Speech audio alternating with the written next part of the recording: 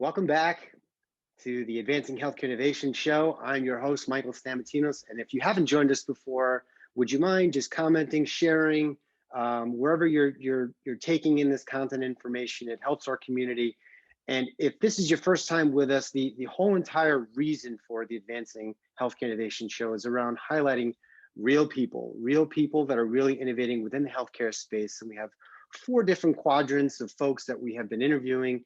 And today we bring to you Tania Grant, who is a principal at Claritas Capital. So today we're focused more on the investor lens, but other folks that we've interviewed within the webcast are healthcare entrepreneurs within the digital health tech space, also innovators within the provider space, innovators within the payer space. So without further ado, Tania, welcome to the show. Thank you, Michael. I'm happy to be here and have really enjoyed getting to know you over the last year or two, and really you bring a lot of high quality and interesting companies and perspectives to Claritas. So I appreciate that. Awesome, happy to do so. So Tania, just from the first time we connected, I loved your background. Given that not only you're an investor today, but you bring a mindset and an entrepreneurial flavor to it. I'd love for you to maybe just share high level with the audience a little bit about your background and how you've gotten into Claritas today. So I started out after college. I went to New York and I worked in investment banking, covered a bunch of different industries, including industrials, telecom, internet, media. I left. I was at Merrill Lynch. I left. I went to work at some hedge funds. I invested in some technology, some media, some telecom, some retail. And then in about, I'm not sure what year it was, but 2000, maybe it was 2010, we decided it was a really good time to go on an entrepreneurial path. My husband and I got the itch. We said, look, we've always been investing in companies from the outside looking in, and we really would love to try. Now's a great time to try to build something from the inside out, and so get a little flavor of the operations and how hard it is, and how all of the everything that our companies had gone through to build their companies up. So we started it was an online, started as an online retail company, and we were selling, there was a big toy recall in China. So we started selling made in the USA and made in European toys. We went to Germany, we met with a bunch of manufacturers, we met with everybody in the US, and we really wanted to bring safer, better toys across the US here. We then started to design and make a number of our own Montessori toys.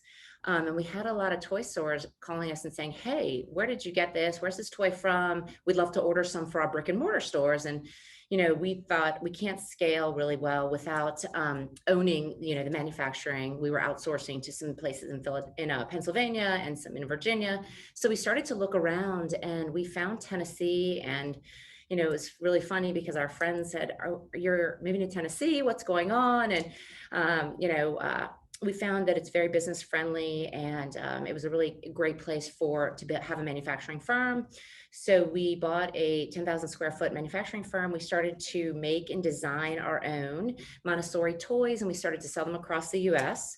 It was a lot of fun. It was, we'd have our friends from New York and California calling us and saying, hey, I see your toys in the toy store. And, it was an exciting time. And, we also got to see really how hard it is to build something from the ground up, and just the blood sweat that goes into it, and the resilience and the need to lead by example and really try to build your people up. And, even when you're feeling like, oh, this is hard, I feel, down, you've got to put on a happy face and like, let's go, let's keep going. And I think also, you really have to be open. You have to be open to, meeting new people and people's ideas, but you also have to stay focused on what you're going after, so you don't kind of lose track. So eventually we ended up actually selling our the manufacturing business, and I think that kids started to adopt to digital really fast. And we're still big believers in the Montessori toys and the wooden toys and the tactical feelings, but I think that you don't change people's minds necessarily. So we thought we're going to sell the manufacturing, and we still ran the retail portion of it. And I had a woman come and offer to buy the company. And she said, I'd love to grow it. I really want to blend it with my Made in the USA site, and I love it. And she had been a big customer of ours over the years. So we sold that, and I started looking around thinking, what could I do next? I love to invest. I love learning about companies. I love learning across industries.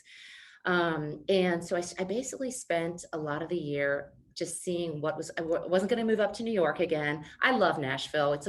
People are very friendly. The weather's great. There's a lot going on. It's a really exciting time to be down here, and it's a really family friendly place. So people are nice. I looked around, I met with everybody, and then every meeting, and I'd meet with, a person, and they'd say, hey, I have 4 people for you to meet, which was fun because I was meeting entrepreneurs, I was meeting investors, I was meeting, companies that needed CFOs, and just really trying to think about what was next for me. So I actually met up with Claritas Capital, and I was really interested in what they're doing here. And the firm has known each other for a long time. And I really like the fact that it's a group that's been together and they've known each other, and they still really have fun and enjoy working together. So I started working with Claritas, and I can pivot to tell you a little bit about Claritas if you'd like to hear a little bit about what we're doing here. But it's been great. We're not a big firm people-wise. We have 9 people here. We are in Nashville, and it is a team that works hard and has a lot of fun, and the roots are really in healthcare. So the firm came out of Massey Birch. So that's Jack Massey, and who started HCA. So they really have a lot of relationships throughout in Nashville and really across the nation with a lot of health systems. So we have put to work 700 million of assets across 64 companies. Our platform spans across real estate, private credit, and private equity. Private equity is the largest portion of what we invest in. And that's where I work. I work in that group. So we work with younger companies, a lot of healthcare services and healthcare tech. We also do some normal technology within there. But this year we are actually raising a healthcare dedicated fund, which is exciting because I would say probably about 66% of our companies that we've invested in private equity have been in healthcare. So we have a natural sort of path into it. And there's been a lot of demand for, I think, as people are looking at what's going on in healthcare overall, the innovation, the openness, the excitement. I think that people are looking towards the dedicated fund. So we do invest in companies that have revenues. So I would say probably closer to 3 to 4 million in revenue. We have invested in some earlier than that. And we do look at companies that are a lot younger than that. So I'm working a lot with a company who launched last fall, and I'm really excited about what she's building. And I think we have a lot of connections that we can actually say, hey, we spoke to this health system last week. They're interested in, maternal health. They're interested in, infant health. So let's make these introductions. And then by the time they get to a point where there is, they have revenues, we're ready to invest in them. We know each other pretty well. We know each other's personalities, and there's a bit of there's a lot of trust that you build along the way. So, and also it's really interesting seeing the entrepreneurs that are open. Some are like, nah, no. Some are like, yeah, I'd love to meet everybody. Some just want the funding, but we do find that most companies that come to us are looking for strategic partners in that way. So partners that can make introductions. We take minority investments. We invest 2 to 5 million of expansion and growth capital. It's typically companies that are raising less than 10 million. A lot of times we'll take a board seat, but we don't want to tell the CEO how to do their job. We want to be a sounding board. We want to be a strategic partner. We want to make a lot of introductions. But we want the CEO to kind of continue on the path, the passion for what they are building, what they've built. Okay, so would you like me to talk about some of the areas we invest in? And I was going to say, let's pause for a second, because you touched on healthcare innovation, and I think the way people define healthcare innovation is very personal to them. Yes. I'm just curious, how do you define healthcare innovation, and how has the fund evolved given everything that's happened with COVID in terms of their investing strategy to sort of follow that notion of innovation? So how do you define innovation first and foremost? I would say that when we are thinking about innovation and what we're looking to invest in, we're looking for companies that improve the quality and the outcomes of patient experience. So making the patients' lives better. We want to reduce the cost of healthcare and, remove some of the waste. We'd love to help our hospital systems improve their margins. I mean, that's an area that really is necessary right now. And we really invest in, keeping people healthier as well. So I think it's, we look kind of across the board with innovation because it can manifest in a lot of different ways. And some of those do span across each other. So I think one of the areas that's really come out more in the last year is the desire to stay healthier, get on more of a preventative path. I think people have seen, and I think also, I think it's a hard year. COVID impacted everybody. It impacted everybody's mental health. And, everybody's, a lot of people, even, their physical health, that people that didn't have problems before.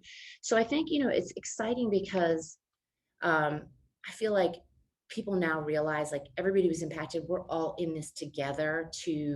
It's okay if I need to meditate every day or whatever steps. I think people are much more open to it.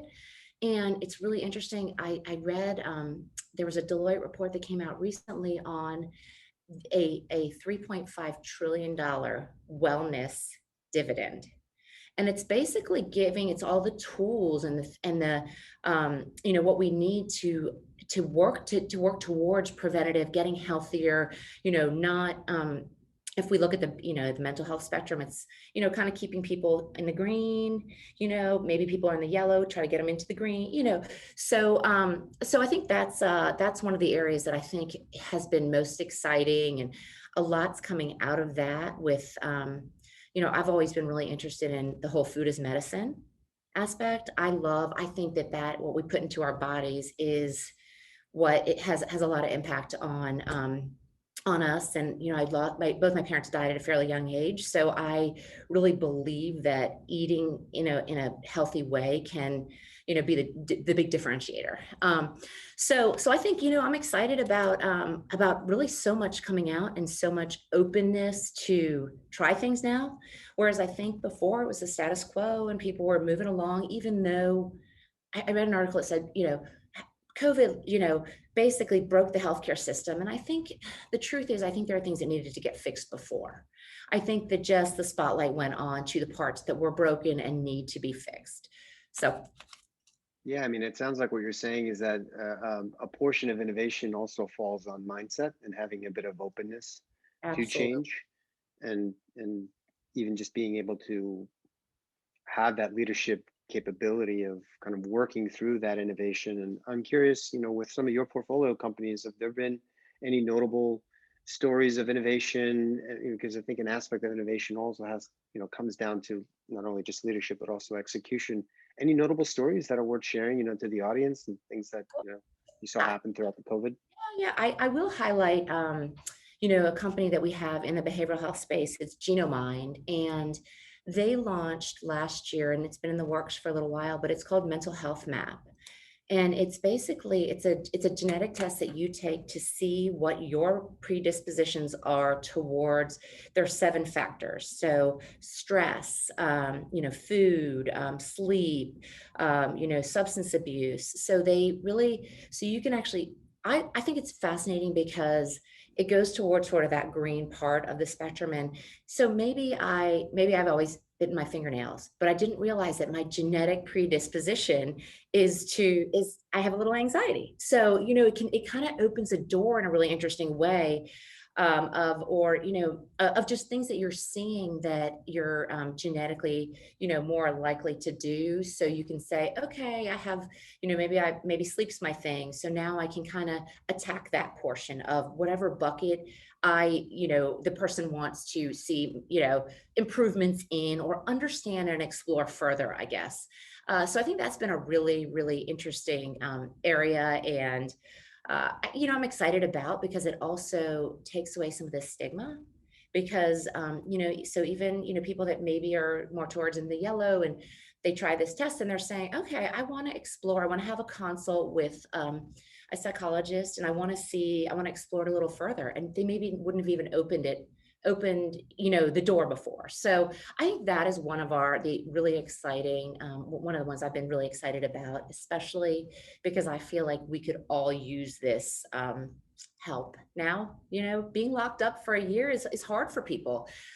So that's I'd say that's probably one of my favorites right now. I mean, I love them all. Okay, but I think that we have the travel one's been a little harder in our portfolio, and I would say that behavioral health has been an exciting area that's taking off well and as it should be. So Any fundamental change in how you guys are looking at companies with COVID having come through? Are there any other sort of matrices that you're now running, potential deals through? Just obviously, no one really sort of saw COVID coming and having the kind of impact that it did. And how has that changed sort of fundamentally your philosophy, or maybe it hasn't?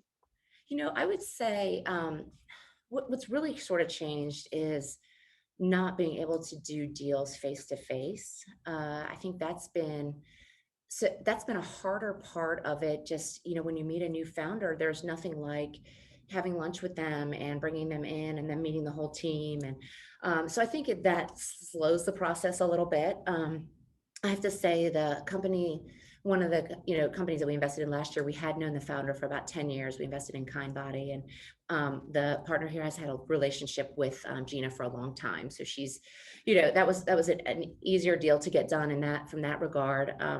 And I think, I'd say that's kind of the hardest part of what we've seen during COVID. Is just not being able to face go out and see their headquarters and things like that.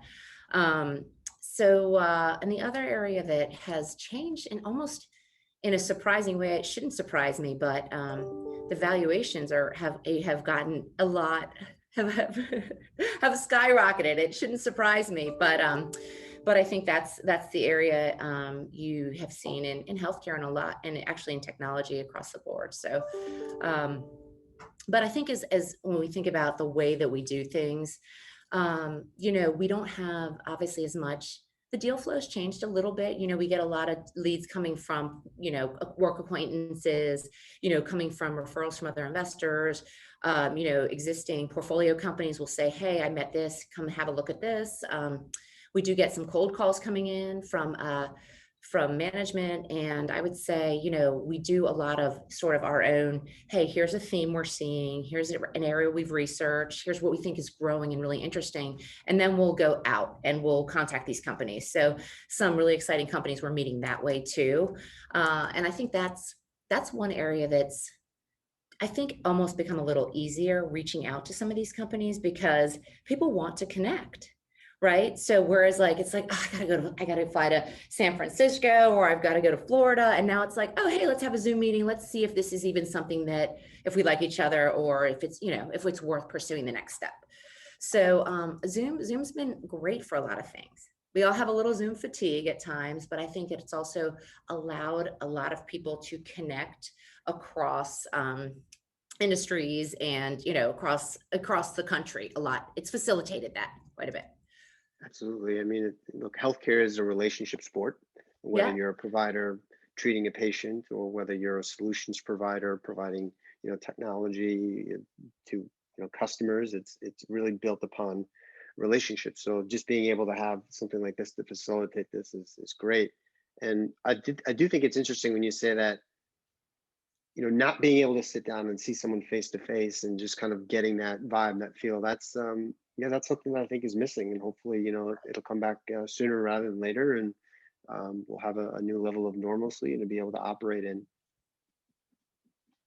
I'm curious when it comes to how you assess opportunities. Mm-hmm. And oh, by the way, I do think that there's probably a good reason as to why people want to take your call is you are the check writer, so I think that has something to do with maybe having a good response rate. But when it comes to looking at the entrepreneur, how do you sort of, is there a gut read that you take also in addition to some of these other things that you do? And You I know, mean, are you looking at previous losses, I mean, or track record? I mean, what plays into it? Because I think a lot of that is, we like to look at, the founders, kind of what their experience has been, their teams. We like to see, solid teams, people that are building into areas that we're interested in. And as we do take things further, there's diligence that goes along with, hey, who is Michael? Right. So, and there's, there is a gut. There's definitely an initial gut. And it's funny because we'll get off a call and, we'll say, did you feel this? Or, we kind of will cross check, the equity team over here. We'll kind of say, what did you feel? How did you feel? And definitely, I would say that you do sometimes get a feel for, you do get a feel. It's a gut check right away. But I think also you have to kind of, sometimes you're at that iffy, you're kind of like, yeah, I'm not really sure. And then, you have a few more calls, and before we invest, we do, checks into, hey, Michael, tell me some people who knew you 10 years ago, or who know you in your, personally, who know you through business. So just to kind of really get to know a broader picture of you, especially if you're a newer founder to us. So, yeah. so just kind of coming towards the tail end here. I mean, just as far as, innovation, where do you see this? Where do you see this landing? Are any things that you want to sort of share with the audience that you think are, important to know, and sort of what's the best way, if someone is an innovator within the healthcare space, whether they're on the tech side, the provider side, or the payer side. I mean, what has been in your mind the best way to kind of collaborate, communicate, with you on an ongoing cadence?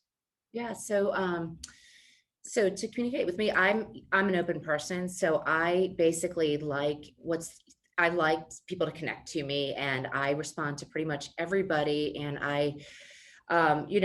even if it's not a good fit, you'll have, people on LinkedIn, and I'll say, okay, we don't invest in pharma, for example, but I'm on, I've got, my email. Michael has my email. I'm on LinkedIn. I'm on Twitter. I like to see how I can bring people within our network and, help them connect. Or if it's not in my area, I can maybe introduce them into somebody who is going to be better at making connections for them. And I think that it's so important in this industry to be curious and open, and to want to engage with people, and smart people lend to smart people, and interesting and innovative, and it kind of, you broaden your network that way. So I think so yeah, I'm happy to, I love to connect with people. I'm happy to connect with whoever you introduce me to, or I'm sure you're getting a high quality on your podcast here, audience. So if people have interesting startups that they want to share, or perspectives, or if they're saying, hey, we're stuck here, do you have anything in your pipeline? So we have a really robust pipeline. We look at hundreds of companies every year, and we bucket them out, and they take priorities just depending on where they are and what our deal flow looks like. But we have a lot on the pipeline, so we can talk to payers, we can talk to systems, and we may have a solution, or we can go into, like I said, we do thematically go into and say, who's making this solution right now? So who can we find? So, and we found some great companies that way. So yeah, you can contact me at, through Michael. You can contact me on LinkedIn, Twitter, pretty much. Anyway, I look forward to it. I look forward to great discussions. Yeah, thank you for sharing. Just, I think the main common theme, that a few things that I've kind of taken away from this conversation is, number one, sort of innovation is a mindset. Innovation is around collaboration. Innovation is around leadership and connectivity. And having that bit of openness, lends itself to a lot of other things down the line. So I think it's wonderful to hear your perspective, what you look for in different companies, how you use data and information, also a little bit of gut. So I think kind of humanizes the process a little bit. So thank you for carving out time out of your crazy hectic schedule to do this. Super appreciative. And for those of you that are out there, if you like this, we'd love for you to be able to share it. Would you mind sharing it with your audiences, with your networks, or liking it, commenting it? We do read them, and we do look to make a difference. So thank you, Tanya, for sharing your story, for being real, and keep doing what you're doing. Appreciate it. Thank you, Michael. I appreciate it. Thank you. You bet. All right. See you soon. Bye-bye.